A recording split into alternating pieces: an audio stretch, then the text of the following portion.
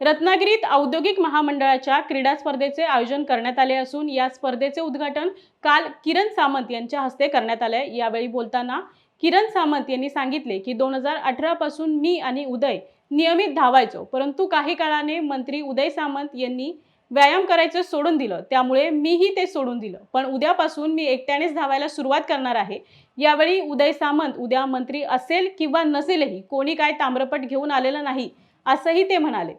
किरण सामंत यांच्या या विधानाने राजकीय क्षेत्रात एकच खळबळ उडाली आहे।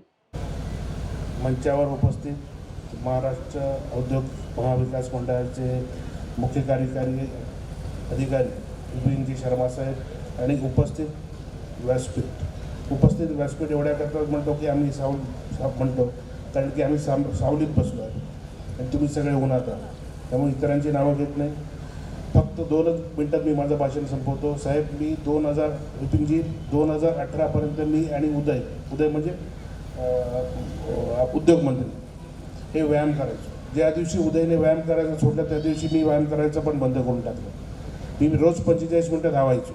माझं वजन त्यावेळी 78 किलो होतं, आज 98 किलो झालं आहे। पण आज शपथ घेताना वाटलं आणि शपथ घेताना मी पण मनातल्या मनात शपथ घेतली की उद्यापासून धावायला सुरुवात करायची। साहेब, ज्या दिवशी मी व्यायाम धावण्याचं सोडलं त्याच्यापूर्वी माझ्याकडे असा नियम होता, 1 जूनला आणि 1 जानेवारीला मी माझ्या पूर्ण फील्डवरच्या स्टाफला टिटॅनसचं इंजेक्शन द्यायचो, त्यांचं मेडिकल चेकअप करून घ्यायचो।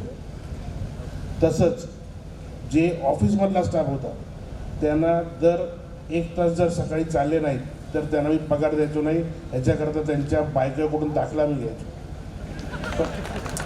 पण हे मी धावण्याचा बंद आहे। उदयने व्यायाम सोडला म्हणून मी व्यायाम करायचा सोडला, पण आज सांगतो तुम्हाला, मी आज शपथ घेतली की उद्यापासून मी धावायला सुरुवात करणार।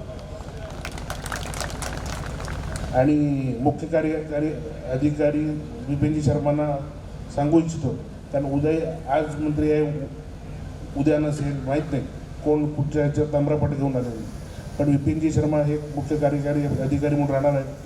तर मगाशी कोणी अपेक्षा व्यक्त केली की महिलांच्या पण स्पर्धा व्हाव्यात, महिलांच्या पण स्पर्धा 100% घ्याव्यात।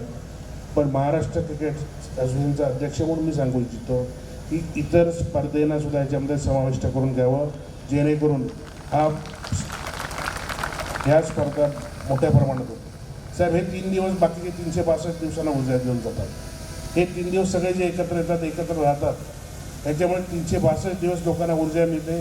त्याच्याकरता माझी विनंती आहे, 3 दिवसाची ही स्पर्धा नंतर सांस्कृतिक कार्यक्रम ठेवावेत, ही माझी विनंती आहे। कृपया आपण याच्याकडे जरूर लक्ष द्याल, सांगतो आणि सांगतो। जय हिंद, जय महाराष्ट्र।